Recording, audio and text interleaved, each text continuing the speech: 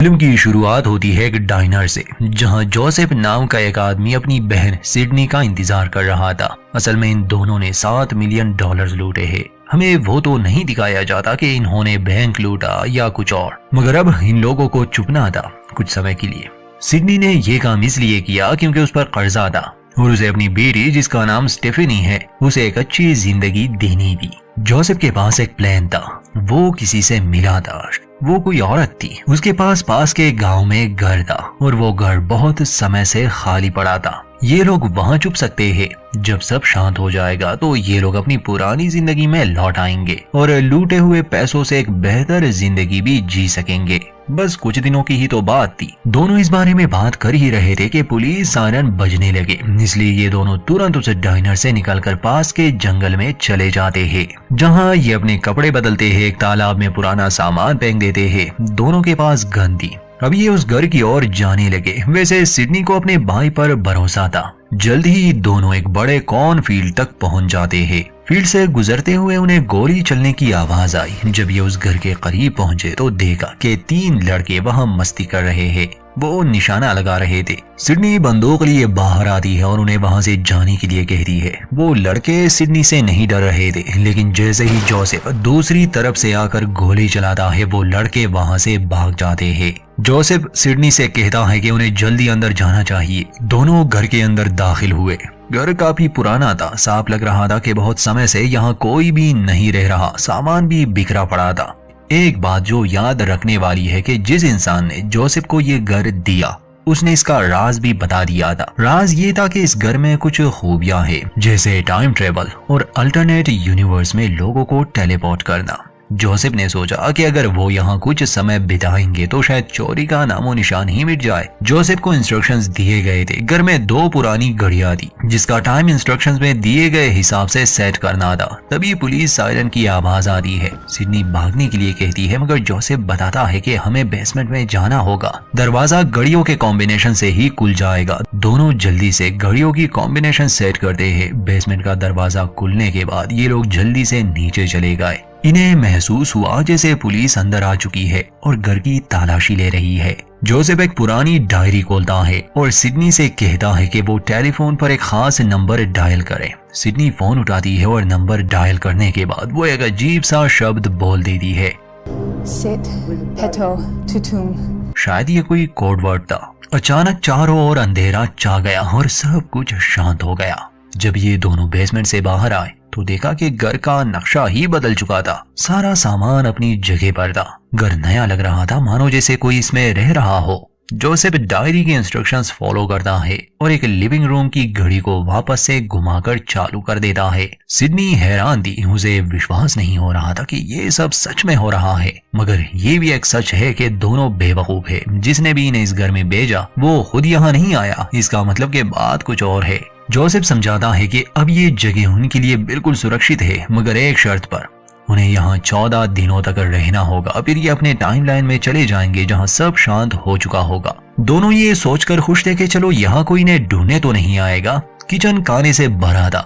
Table पर all records, movies रखी थी टाइम पास के लिए। पहले दिन दोनों सिर्फ आराम करते हैं। अगले दिन जोसेफ आसपास घूमने गया। घर से ज्यादा दूर नहीं, क्योंकि इस घर की एक सीमा है, उसे ये पार नहीं कर सकते। जोसेफ को यही बताया गया था। घर में सिडनी को कुछ कपड़े मिले। घर का सामान थोड़ा अजीब था। पुराने जमाने का सामान भी मौजूद था और मॉडर्न भी। खैर, अभी के लिए इन दोनों का इस बात पर ज्यादा ध्यान नहीं जाता, क्योंकि इन्हें तो बस छुपना था। शाम को ये दोनों खाना बनाते हैं। बाद में पैसों का हिसाब किताब कर लेते हैं। इन्हें हर चीज को लिखना था। सिडनी अपनी बेटी की तस्वीर देखती है और खुद को तसल्ली देती है कि सब कुछ ठीक होने वाला है। दिन गुजरते गए। 13 दिन ऐसे ही निकल जाते हैं। एक रात ये दोनों घर में मौजूद एक एंटीक चीज को लेकर बात कर रहे थे। फिर अपनी बीती जिंदगी को लेकर ये बातें शुरू कर देते हैं। शायद इनका पास्ट इतना अच्छा नहीं था। बातों से लग रहा था जैसे जोसेफ ने कभी अपनी बहन को समय ही नहीं दिया या मुश्किल समय में उसकी मदद नहीं की, मगर अब वो उसके साथ है। ये अपने माता पिता को याद करने लगे। फिर सिडनी को एक गाने की धुन याद आती है जो उसने बचपन में सुना था। ये उसकी माँ का पसंदीदा गाना था।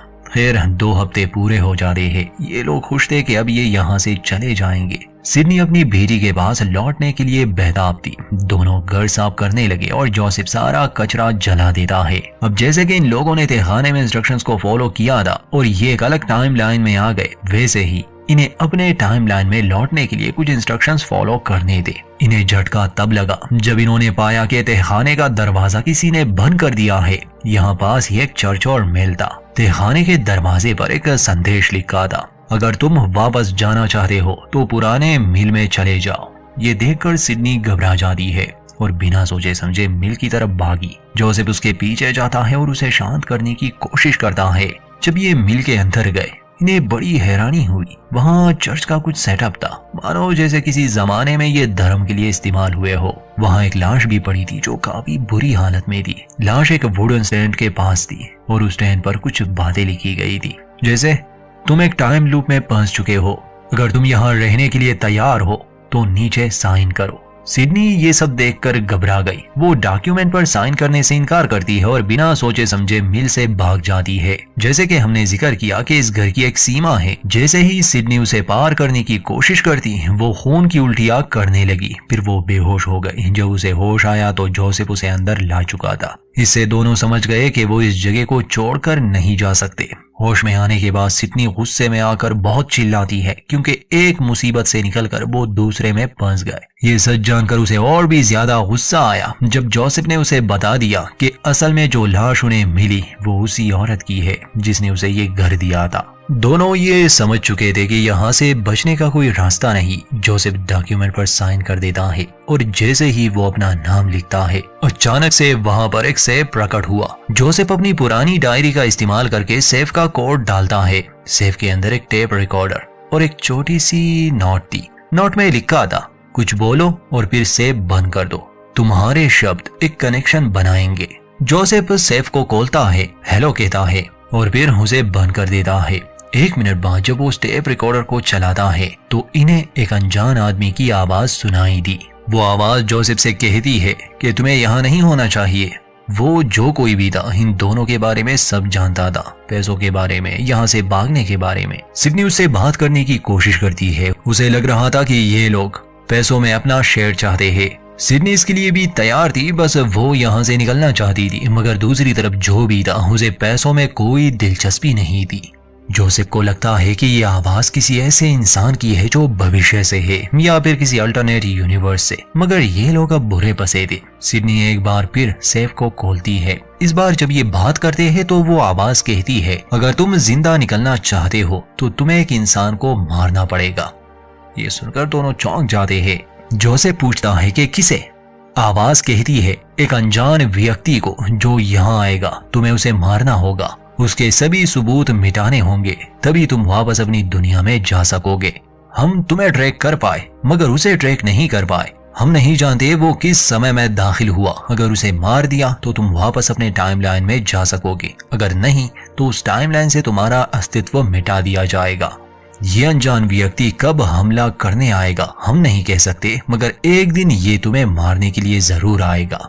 ये सब जानकर दोनों वापस घर के अंदर आए। ये प्लान बनाते हैं कि वो इन हालात से कैसे लड़े। दोनों कुछ हथियार आसपास छुपा लेते हैं, क्योंकि पता नहीं वो अनजान व्यक्ति कब और कहां हमला करे। ये बारी बारी पहरा देने के लिए तैयार थे। कई महीने गुजर जाते हैं मगर कोई नहीं आता। ये इस जगह से निकल भी नहीं सकते थे। हाँ, ये बात अच्छी थी कि हर बार खाना रिन्यू होता, क्योंकि वो सब एक लूप में था। जैसे अगर फ्रिज खाली हो जाए तो दरवाजा बंद करो और जब दोबारा खोलो तो वो भरा हुआ होता। अब जिससे इनकी बात हुई, शायद वो लोग इस जगह को कंट्रोल करते हैं और यहाँ कोई बड़ा एक्सपेरिमेंट चल रहा था। फिर एक दिन सिडनी इस घर का इतिहास जानने की कोशिश करती है। पुराने डॉक्यूमेंट्स और तस्वीरें देखकर वो बताती है कि ये सारा सामान इकट्ठा किया गया है। ये यहाँ के मालिक का नहीं है, हर चीज अलग अलग समय की है। 1955 के बाद इस घर का कोई मालिक नहीं। जोसेफ बहुत गुस्सा था, क्योंकि उसे यही लग रहा था कि लैब रेट्स की तरह उन पर प्रयोग हो रहे हैं। काफी समय से उसका किसी से संपर्क भी नहीं हुआ था। वो हर दिन मिल में जाता, टेप रिकॉर्डर से किसी की आवाज सुनने की कोशिश करता, मगर उसे कोई जवाब नहीं मिला। कुछ महीने बाद जब सिडनी बाहर पहरा दे रही थी तो वो अनजान व्यक्ति आ गया। वो दूरबीन से सिडनी को देख रहा था। अब इससे पहले कि वो सिडनी को शूट करता, जोसेफ चिल्लाता है जिससे सिडनी सावधान हो गई। वो जल्दी से घर की तरफ भागी। उस अनजान व्यक्ति का निशाना चूक गया। इनके बीच लड़ाई हुई और वो अनजान व्यक्ति जोसेफ को घायल करके मिल में ले जाता है। ये कोई बात नहीं करता। ये चाहता था कि जोसेफ उसके लिए बात करे और जो लोग इस जगह को कंट्रोल करते हैं उन्हें बता सके कि उसने अनजान आदमी को मार दिया। जब वो लोग कंफर्मेशन मांगते हैं तो जोसेफ झूठ कह देता है कि कोहरा बहुत था, मैं उसकी लाश ढूंढ नहीं पाया, मगर वो लोग समझते थे। उस समय सिडनी घर पर थी।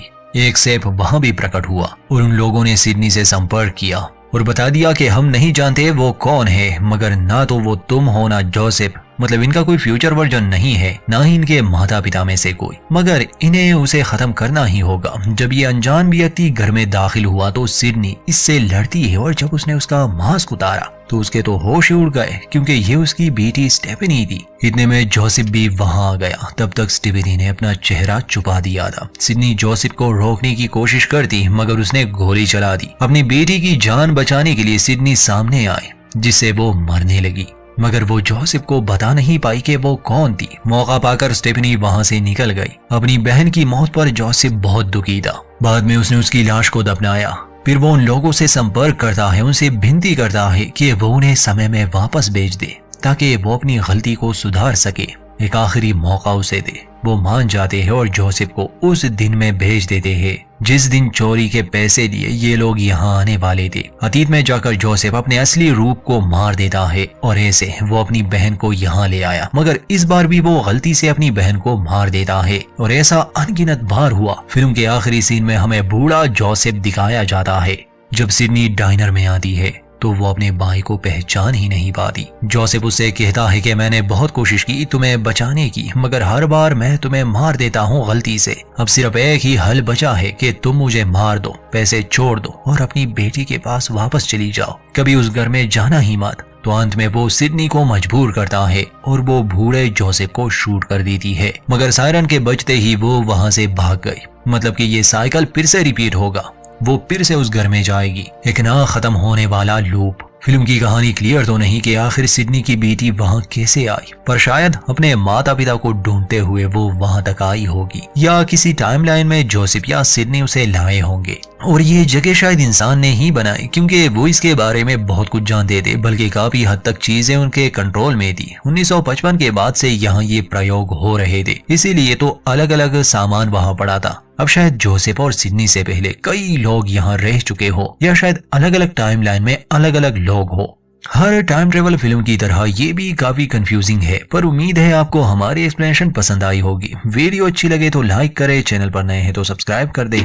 तो मिलते हैं दोस्तों किसी और कहानी में।